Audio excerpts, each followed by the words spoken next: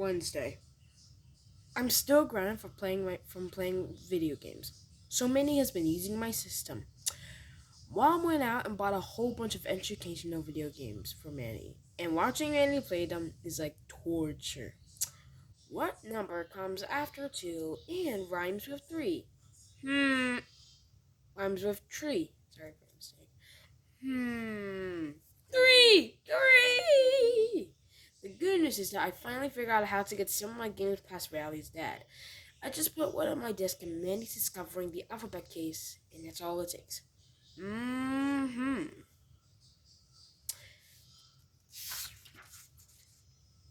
Thursday. At school today, they announced that the student government elections are coming up. To be honest with you, I never had any interest in student government, but when I started thinking of, thinking about it, I realized getting elected treasurer could totally change my situation at school. We cheerleaders are tired of riding to games in the same bus as the nerds in the band. Let me see what I can do. Ding, ding, ding. And even better, we jocks just need an air pump to inflate our only football. Yeah, sorry. Can't help you with that. Nobody ever thinks about running for treasurer because anyone ever cares about are the big ticket positions like president and vice president. So I figured if I could sign up tomorrow, the treasure job is pretty much mine to take. Friday. Today I went and put my name on the list to run for treasurer. Unfortunately, this kid named Mary Porter is running for treasurer too, and he's real brainy at math. So this might not be as easy as I thought it would be in the first place. I told Dad that I was running for student government, and he seemed pretty excited. It turns out he ran for student government when he was my age, and he actually won. Dad dug into some old boxes in the basement and found one of his campaign posters. Infantry, honesty, know-how. Vote Frank Heffley for secretary. I thought the poster idea was pretty good, so I asked Dad to drive me to the store to get some supplies. I loaded up on poster boards and markers, and I spent the rest of the night making all my campaign stuff. So let's just hope these posters work. Monday. I brought my posters to school into school today, and I have to say, they came out pretty good. Do you want Mary Porter to be your treasurer? Hey, you're dropping all our money, fool! Darn. Remember in second grade how Mary Porter had headlights? Itch, itch. Do you really want him touching your money? I started hanging my posters up as soon as I got in, but they were only up for about 3 minutes before Vice Principal Roy spotted them. Hmm? Remember in second grade how Mary Porter had the headlights? Itch, itch. Do you really want him touching your money? Hmm? Mr. Roy said that you weren't allowed to write fabrications about the other candidates. So I told Mr. Roy that the thing about the headlights was true, and how it practically closed down the whole school when it happened. But he took down all my posters anyway. So today, Mary Porter was going around handing out lollipops to buy himself votes while my posters were sitting at the bottom of Mr. Roy's trash can in his room. I guess this means my political career is officially over. October, Monday. Well, it's finally October, and there are only 30 days left until Halloween. Halloween is my favorite holiday, even though Mom says I'm getting too old to go trick or treating anymore. Halloween is Dad's favorite holiday too, but for a different reason. On Halloween night, while all the other parents are handing out candy, Dad is hiding in the bushes with a big trash can full of water. And if any teenagers passes by our driveway, he just yards splash. I'm not sure Dad really understands the concept of Halloween, but I'm not going to be the one who spoils his fun. Trick or treat. Tonight was the opening night of the Crossland High School haunted house, and I got Mom to agree to take me and Riley there. Riley showed up at my house wearing his Halloween costume from last year. When I called him earlier, I told him to just wear regular clothes. But of course, he didn't listen. Slam. I try not to let him bother me too much, though. I never been allowed to go to the Crossland Haunted House before, and I wasn't going to let Riley ruin it for me. Roderick has told me all about it, and I've been looking forward to this for about 3 years.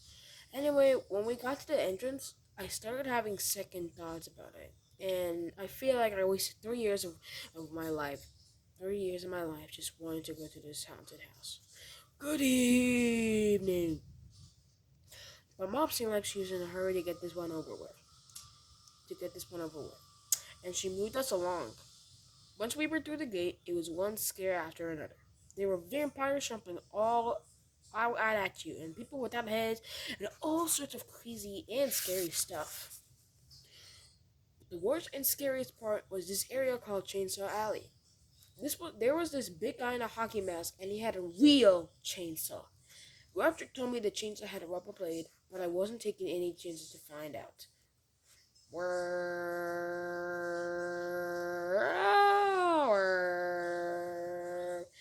Right when it looked like the chainsaw guy was going to catch us, Mom stepped in and bailed us out. That's not nice. I'm sorry, ma'am. Mom made the chainsaw guy show us where the exit was, and that was the end of our haunted house experience right there. I guess it was a little embarrassing when Mom did that, but I'm willing to let it go this one time. Saturday. The Crossland Haunted House really got me thinking. Those guys were charging $5 a pop, and the line stretched halfway around the school. I decided to make a haunted house of my own. Actually, I had to bring Rowley in on the deal because Mom won't let me convert our first floor into a full out haunted mansion. I knew Riley's dad wouldn't be crazy about the idea either, and same with his mom. So we decided just to build a haunted house in his basement and just not to mention it to any of his parents. Me and Riley spent most of the day coming up with an awesome plan for our haunted house. Here was our final plan. Hall of Screams, Lake of Blood, Bottomless Pit, Rat Tunnel, Maze of 1,000 Skulls, Knife Alley, Hand Hell, Left Side, Acid Lake, Exit. I don't mean to brag or anything, but what we came up with was way better than at Crossland High School, haunted house. We realized we were gonna need to get the word and that out that we were doing this thing. So we got some paper and made a bunch of flyers.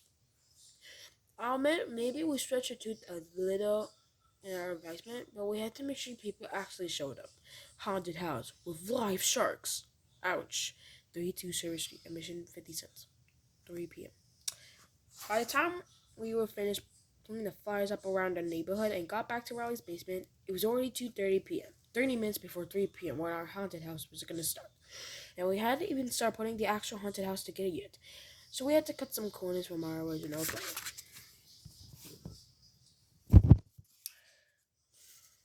When 3 o'clock rolled around, we looked outside to see if anyone had showed up. And sure enough, there were about 20 neighborhood kids waiting in line outside Riley's basement. Sorry. Um, now I know our father said admission was 50 cents, but I could see that we had a chance to make a killing here.